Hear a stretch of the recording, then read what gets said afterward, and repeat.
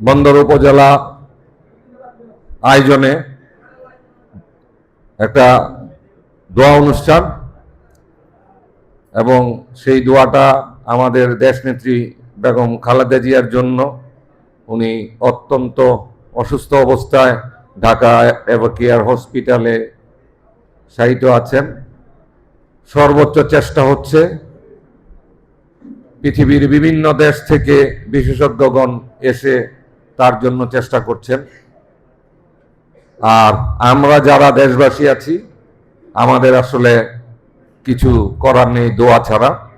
আমরা সেই দোয়াটাই করব, যে অবস্থায় যেই ধর্মে বিশ্বাস করি, সবাই ওনার জন্য সেই ধর্মের মাধ্যমে আপনারা সবাই দোয়া করবেন, এবং আপনারা ভারপ্রাপ্ত চেয়ারম্যান জনাব তারেক রহমানের জন্য দোয়া করবেন। একটা জটিল সমীকরণের ভিতর দিয়ে জিয়া পরিবার যাচ্ছেন। মাকে দেখতে আসতে পারছেন না একমাত্র জীবিত ছেলে, মাকে সেবা করতে পারছেন না, মা সেবা থেকে বঞ্চিত। আমরা আশা করি অচিরেই সমস্ত ষড়যন্ত্র শেষ হবে এবং ষড়যন্ত্রকারীরা বুঝতে পারবেন জিয়া পরিবারকে ঠেকানো যায় না, জাতীয়তাবাদী দলকে ঠেকানো যায় না। ইনশাআল্লাহ অচিরেই আমরা আমাদের ভারপ্রাপ্ত চেয়ারম্যান তারেক রহমানকে দেশে পাবো ইনশাআল্লাহ।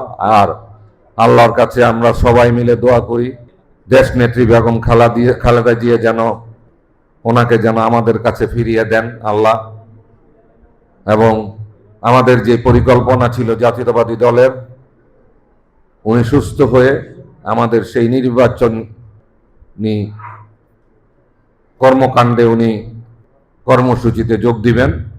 আল্লাহ যাতে তাকে সুস্থ করে দেন, আমিন।